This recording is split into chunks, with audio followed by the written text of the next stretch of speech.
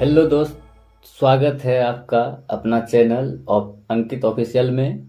तो कैसे हैं आप लोग? आशा करती हूँ ठीक होंगे। तो चलिए, आज मैं लेकर आ गया हूँ क्रेजी नंबर 1 चैनल से एक वीडियो जिसका टाइटल है कुछ देवरा ढोरी चटनावा by roast video crazy number 1। तो चलिए देखते हैं वीडियो, और वीडियो का ओरिजिनल लिंक आपको डिस्क्रिप्शन में मिल जाएगा, तो वहाँ से चेकआउट कर लीजिएगा। और चलिए, मेरा चैनल सब्सक्राइब नहीं किए हैं तो सब्सक्राइब कर लेना और बेल आइकन दबा देना।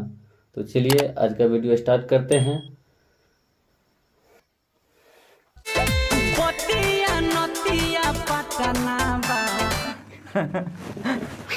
ए भौजी, चलो हम मान लेते नहीं कि तहार पतिया नतिया पटना बावे। एकरा में सरबे इतना हिलावे के का जरूरत बावे? अगर गलती से कहीं दुनु निकल गई तब कौन ची हुई? दुगोला महाराज के दर्शन हो जाई। ए सार, हमरो लगे दुगोला महाराज दुगो बावे। आई केकरो दुगो सरत नहीं, आई केकरो दर्शन कर लाना। पतिया नतिया पटना बा। अरे सारे कैमरामैन हटा दे वीडियो बना, तो कहीं गलती से तुमने निकल गई नू तो सब समाराए वाला नहीं के। हटा दे वीडियो, हटा दूसरा लगा। खाली ढूंढिए चटना बा, लाड चटना नहीं खे। मतलब सरबा उ कैसन देवर बा खाली ढूंढिए चलत आवे हो। कह दो कब आके लाडू चाट लेवे के ना। देखो लो भाई लोग, भौजी के देवर ढोनी चटना बा, ओकरा से हमें कोनो दिक्कत नहीं के। सरवा ढोनी चटना हो को चाहे लाड चटना हो को चाहे सरवा गाना चटना हो को, लेकिन भौजी अपन हाथवा जहाँ रख के इशारा करता दिनू आदमी के देख के तो कुछ और ही चाटे वाला इनका देवर बुझाते हुई। पतिया नतिया पटना बा।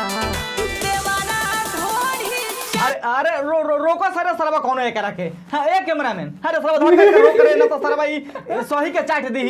कौन सी चाट दी? ढोनी चाट दी और कौन ची? ओ हम जो एक लाड़ चाट दी।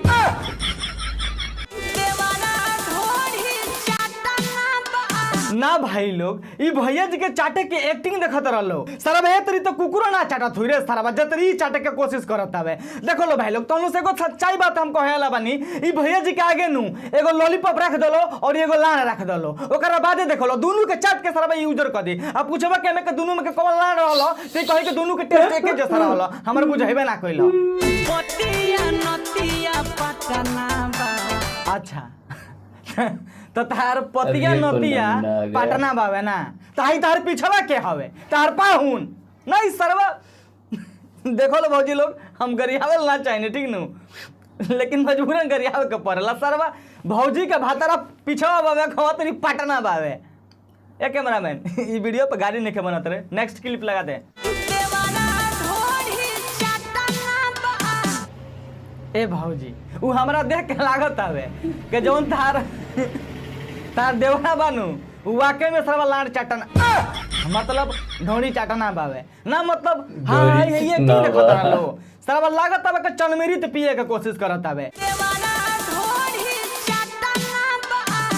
ए भौजी, ज्यादा खजुआ तक कहता ढोड़िया के बार ढोड़िया के ले जाके हेंगा सुगरावत रू ना। खजुआ तो बोलो तार पिछवा जौन भैया बानू मतलब तार भतारा बाड़नू, उनका से कह देते खजुआ दिहन निमन से तारा के देवरा ढोड़ी चटना बावे।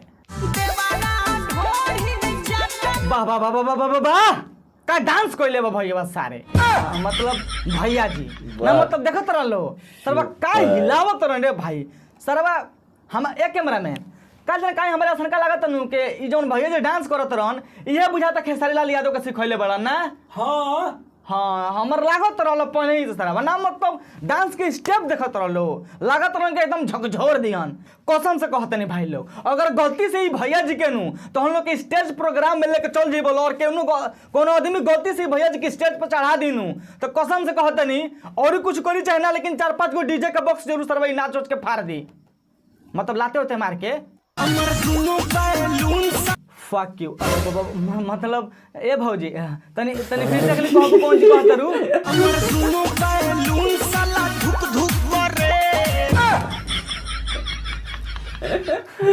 ए भौजी, उ हमनी के देख के लागते बावे के तहार दोनों बैलून बैलून ना रे सारे, फुटबॉल को कैमरामैन सरवा सही कहता है। तहार दोनों फुटबॉल जौन बा नु भौजी वो हमनी के देख के लगते बावे वो सरवा धुक धुक ना धक धक करत हवे। अगर तारा आजू बाजू मतलब तारा 1 किलोमीटर दूर के दायरा में केहू भी रही नु तो तार बैलून के धुक धुकाई के वजह से सरवा का हार्ट अटैक भी आ सकत हवे। ए कैमरामैन दोसर क्लिप लगाओ रे सरवा। अरे सारे कैमरामैन ज्यादा मत बजाओ गाना सरवा नहीं तो कॉपीराइट आ कैमरामैन जाई। को भी यही क्लिप पसंद है। लेकिन कैमरामैन क्या बताओ, वीडियो देखला के बाद बड़ा मजा आइल है ना। और ना तका सारा तोरा ऐसा मजा कैसे तो वीडियो मेरे अच्छा को लगबे भी करेला आया। और ना तका ये भौजी तारा का कहली हम बताई हो कि एकरा के सेव ना एकरा के सरवा कटहर कहल जाला, फुटबॉल कहल जाला, कोहड़ा कहल जाला, भतुओ कहल जाला गोलका। सब भुला गई आगे कौन चीज रहल रे। ए भौजी तू अपन दोनों सेव अपन पतिदेव के खियावो। आई मीन मतलब अपन पतिदेव खातिर राखो चाहे हम ना यार हमरा कहाँ मिली। लेकिन कैमरामैन ई भौजी इतना सुंदर बाड़ी अगर सारा अच्छा वीडियो बनती तो कितना मजा आई ना रे। हाँ लेकिन क्या करबे तब फुटबॉले में पतिदेव में ये कुल में हैरान बाड़ी। कौन बात नहीं नेक्स्ट वीडियो लगा दे। पतिदेव में हैरान। सारा इस तरह ब्लू फिल्म बनावे के कोशिश करत रसन ये लेकिन हिंदी कर का नहीं के पावत सन ना। इस तरह ई कौन टाइप के शॉर्ट वीडियो रील होवे मर्दे सरवा डायरेक्ट दबावत आवे वो तरह ऑन कैमरा आके। अरे सरवा एकरा ले बढ़िया ब्लू फिल्म बना लो सरवा भाई चोद मतलब भाई लोग देख लो एकने के हम वीडियो देखेनी ठीक बा। इनको लोग दुनिया जौन भैया भौजी बना लो इनको लोग हम वीडियो देखेनी काफी दिन से देखेनी काफी दिन ना लगभग तीन चार महीने से वीडियो देखा था ठीक बाबे। मतलब एक दूगो वीडियो मतलब जिसके एक दिन में दूगो वीडियो डाली हम लोग चाहे 3 गो चाहे हफ्ता में अगर 10 गो वीडियो डाला तो क्यों ना 1 वीक में तो उनमें से मतलब 8 गो वीडियो में मतलब उहे कुल के बारे में रहा ठीक न साला मतलब का यार। एगो काम करो कैमरा का के धरे में मजा नहीं ठीक नु जौन जे तार करे के बराते खन कलिया सरवा तोरे नु मेहरारू हिया रे कैमरावा का गवा का लानवा खातिर धो दे के देखावत रे। हां सरवा यही कुल के वजह से हमरा घरी आवे के पड़ला हम एक ना घरी आवे नी। अरे सारे कैमरा में अरे भैया भौजी कुल का हटाओ रे सरवा माथा खराब करके सरवा रख देले बड़ा सन। देखो लो भाई लोग हम लोग के चाहते कि हमारा साथ साथ तोहनी लोग के दिमाग खराब हो को और तोहनी लोग के मुंह में से माई बहन के गाड़ी निकलो। तो आज की वीडियो यही खत्म करते नहीं होप करते हैं कि तुम लोग वीडियो देख के अच्छा लगलो। वीडियो कैसा लगलो कैसा ना कमेंट करके जरूर बताइए। लो वीडियो देख के कुछ ज्यादा ही अच्छा लगलो तो वीडियो के लाइक मारो लो यार। अच्छा ना लगलो वीडियो के डिसलाइक भी कर सकते रहो। और सबसे इंपॉर्टेंट बात भाई लोग तो हम लोग का बहुत ज्यादा यार कमेंट रहला कि यार पार्ट 2 बनाओ तो पार्ट 2 बना देलो तो भाई लोग तो हम लोग को भी फर्ज बनता है वीडियो के शेयर करके तो दबा के शेयर कर लो। कोरोना जैसे आदमी के कोरोना फैलल हो तो वीडियो के शेयर कर दलो ना जौन जरा शेयर ना करी हम मने बहुत खराब करिए बनी समझ लो हम ना कह अगला वीडियो में होई तो कहम ठीक बा। और एगो बात भाई लोग तो हम लोग से एगो बहुत मतलब डिफिकल्ट एगो तो हम लोग का चैलेंज देवल चाहते नहीं देखा तो के कर लेला एकरा में के सनका बाबा का अपन नाक से लाइक बटन के दबा सकता है भाई दबाओ लो अभी दबाओ लो ताकत रह दबाओ मर देता नहीं दबा दो ठीक बा। देखा तो नहीं के नाक से दबा लेला कमेंट भी कर दिया लोग हम नाक से दबा बनी ठीक बा। मिला जी फिर से नेक्स्ट वीडियो में तब तक के लिए नाक से नहीं तो हाथ से भी दबा देना भाई लोग।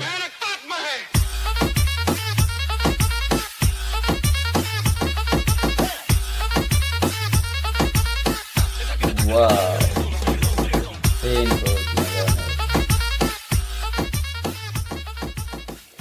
तो है गाइस वीडियो खत्म हो गया। तो चलिए कैसा लगा वीडियो बहुत फनी था और क्रेजी भैया का तो ऐसे गाली उली देता ही रहता है वीडियो में सबको। तो चलिए अच्छा लगा वीडियो और आप लोगों को कैसा लगा वो बताना मुझे कमेंट करके। और मेरा चैनल को सब्सक्राइब नहीं करते हो भाई यार क्या करते इतना अच्छा वीडियो लाता हूँ सब्सक्राइब कर दो यार और बेल आइकन दबा लेना कि जब मैं वीडियो अपलोड करूँ तो आपको सबसे पहले मिले। तो चलिए आज यही ख़त्म करते हैं और मिलते हैं नेक्स्ट वीडियो में। तो तब के लिए जय हिंद जय भारत।